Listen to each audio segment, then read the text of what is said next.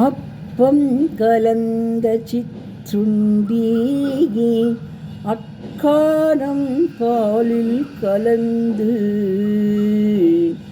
சொப்பட நான் சுட்டு வைத்தேன் தின்ன உறுதியில்லே நம்பி செப்பிளமன்னையார்கள் சிறுபுறம் பேசி சிரிப்பர் சொப்பட நீராட வேண்டும் சோத்தெம்பினான் ஓடாதே வாராய் அப்படின்னு கூப்பிட்றான் அந்த குழந்தைய.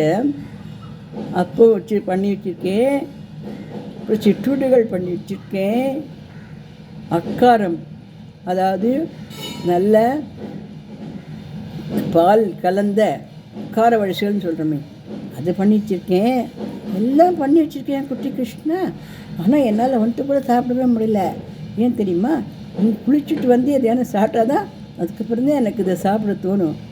ஆனால் நீயும் குளிக்கவே மாட்டேங்கிற. நீ இப்படி குளிக்காமல் இருக்குது எனக்கு ஒரே சந்தோஷம்.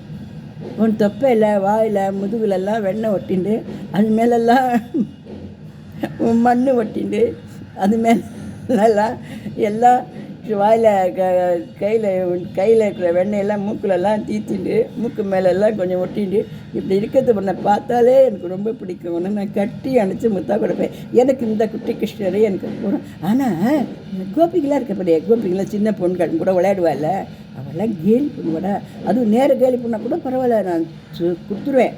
ஆனால் திருப்புறம் பேசி பின்னாடி போய் சேசிட்டுப்பாடா, அதனால கொஞ்சம் குளிச்சுக்கூடாது அப்படின்னு சொல்கிறானா. இப்படி பெரியாழ்வார் அந்த பாசுரங்களை சொல்கிறது ஒன்று நம்ம ரொம்ப அனுபவித்து படித்து சந்தோஷப்பட வேண்டியது. அதில் 1-2 பதிவுகளை நான் இதில் கொடுத்துருக்கேன். இதை பிடிச்சிருந்தா லைக் பண்ணி ஷேர் பண்ணி தருஷன்.